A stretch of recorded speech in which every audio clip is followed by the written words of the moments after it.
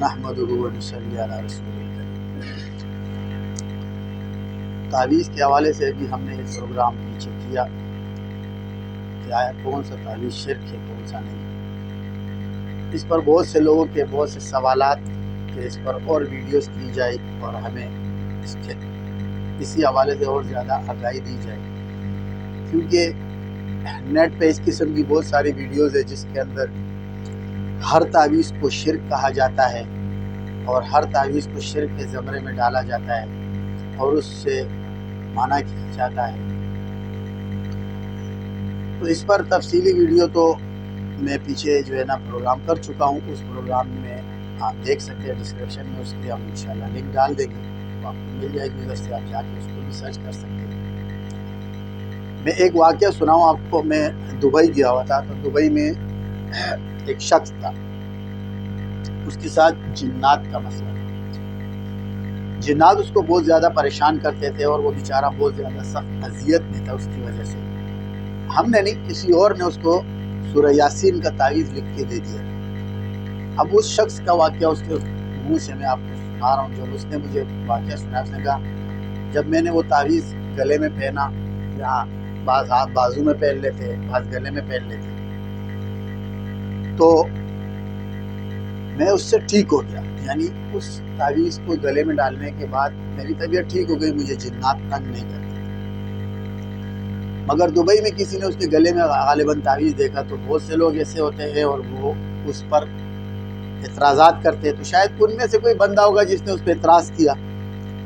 تو اس نے بولا یہ جو تعویذ تم نے گلے میں ڈالا ہے یہ شرک ہے۔ اب اس کو اس کے بارے میں حوالہ جات وغیرہ حدیث سے ادھر سے اس کو دے کر اور اس بندے کو اس چیز پر قائل کیا کہ وہ تعویذ اتار دے۔ وہ تعویذ اتار دیا۔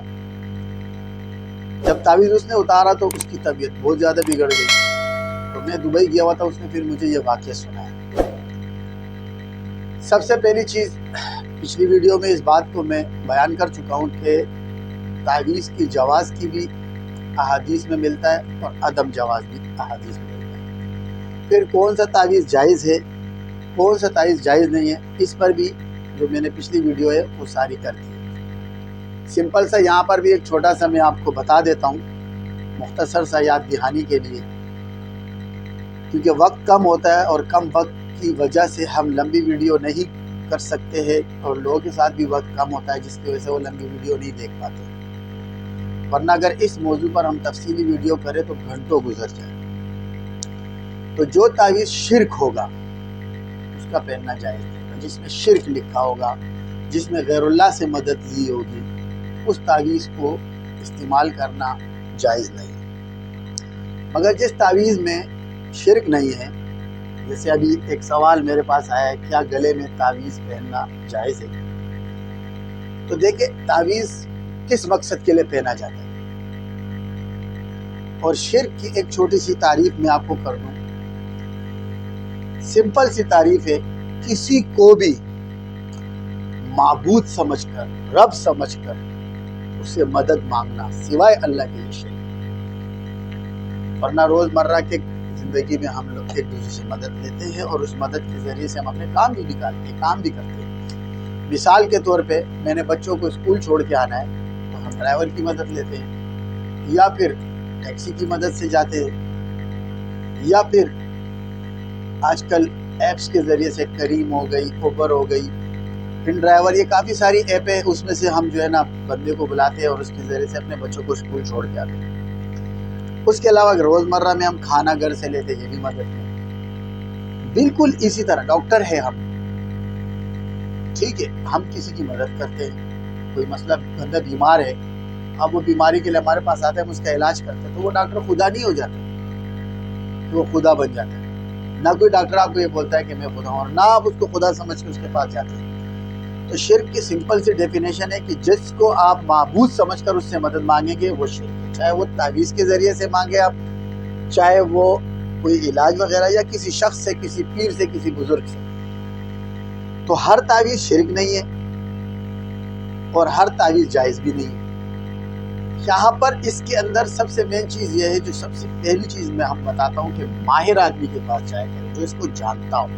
جو اس علم سے واقف ہو اور اس کو اس چیز کے متعلق سب پتہ ہو اور علوم بھی جانتے ہو، اس کا مطالعہ بھی اس میں مضبوط ہو، اور اس کے علاوہ وہ اس علم میں رسوخ رکھتا ہو، اس کے پاس لوگ آتے اور لوگ ٹھیک ہوتے ہیں۔ اب سمپل سی بات ہے، آپ کو کیسے پتہ چلے، ایک عام آدمی کو کیسے پتہ چلے کہ یہ جو تعویذ ہم نے اس بندے سے لیا یہ شرک اس میں ہے یا نہیں؟ سمپل سی بات ہے نا کہ ایک تعویذ، اب عام آدمی تو اس چیز کو نہیں جانتا اور عام آدمی اس چیز سے واقف بھی نہیں ہے، تو اس کا آسان سا طریقہ ہے کہ جب آپ کسی بندے کے پاس جائیں اور وہ صحیح العقیدہ ہو، بدعتی نہ ہو، مشرک نہ ہو، کافر نہ ہو، کسی اور مذہب سے نہ ہو، اور آپ اس کے پاس جاتے ہیں اور وہ صحیح عقیدے کا انسان ہے، اللہ اور اس کے رسول پر اس کا ایمان اور یقین پکا ہے، تو جو خود اللہ اس کے رسول پر ایمان رکھے گا تو وہ کبھی نہ خود شرک کرے گا نہ آپ کو شرک والی چیز دے گا۔ یہ عام آدمیوں کو، عام لوگوں کی سمجھنے کے لیے بات ہے۔ وہ ظاہر ہے وہ خود شرک کرے گا، شرک والی چیز دے گا تو قیامت کے دن سب سے پہلی پکڑ اس کی ہوگی، تو وہ آپ کو ان چیزوں سے بچائے گا۔ جیسے ہمارا طریقہ علاج ہے، ہمارے پاس لوگ آتے ہیں، ہم ان کا علاج کرتے ہیں، ہم بذریعہ فون پہ بھی علاج کرتے ہیں، واٹس ایپ پہ بھی کرتے ہیں، اور لوگ ہمارے پاس بھی آتے ہیں۔ تو اس میں میرا جو طریقہ علاج ہے وہ زیادہ تر میں قرآنی آیات، ذکر، اذکار، ان کے ذریعے سے لوگوں کا علاج کرتا ہوں۔ ہر آدمی اپنے علاج کے اندر ماہر ہے، اور وہ تعویذات جو جائز ہے، جو شریعت اس کو جواز کا حکم دیتی ہے، جس میں شرک نہیں ہو، جس میں کفر نہیں ہو، جس میں ایسی چیزیں نہ ہو جو لوگوں کے ایمان کو خراب کرے، ان چیزوں سے ہم اجتناب کرتے ہیں، اور ہم صحیح العقیدہ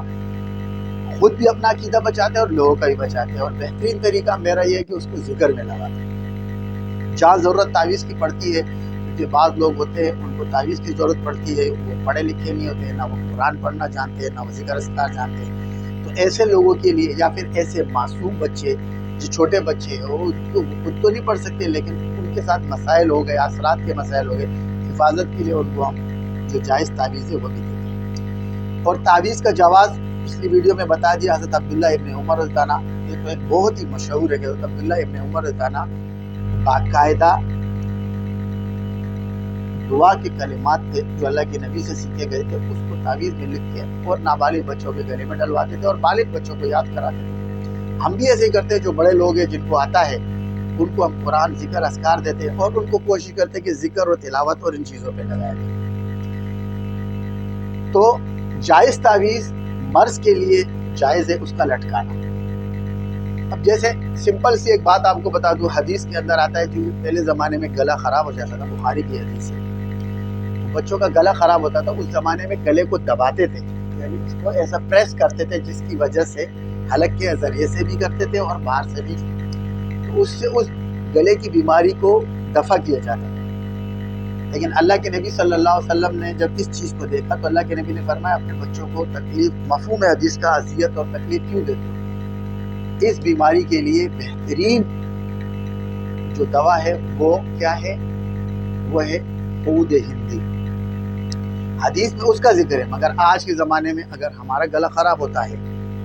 ہماری طبیعت خراب ہوتی ہے، ہمارے بچوں کا گلا خراب ہوتا ہے، تو ہم ڈاکٹر کے پاس جاتے ہیں، ڈاکٹر درد کے لیے پیناڈول یا بروفین دیتے ہیں، اور اگر انفیکشن ہوتا ہے تو اس کے لیے کوئی بھی اینٹی بائیوٹک دیتے ہیں، تو اس پر کوئی بھی ناجائز کا فتویٰ نہیں لگاتا، اس کو کوئی بھی نہیں بولتا یہ ناجائز ہے، کیونکہ علاج کے لیے جس چیز کو آپ علاج کے لیے استعمال کریں گے اور علاج کے لیے آپ اس کے پاس جائیں گے تو اس کے لیے جو جائز چیز ہوگی اس کے لیے جواز کا ہی حکم آئے گا۔ تو ایسا تعویذ جو جائز ہے، جس کے اندر شرک نہیں ہے، جس کے اندر کفر نہیں ہے، ایسا تعویذ گلے میں پہننا جائز ہے۔ اچھا، جیسے ابھی میں نے بتایا کہ یہ پروگرام جو ہم نے کیا کہ تعویذ کا پہننا جائز ہے، تو اس کا سمپل سا جواب میں نے آپ کو دے دیا، جائز تعویذ کا پہننا جائز ہے مرض کو دفع کرنے کے لیے۔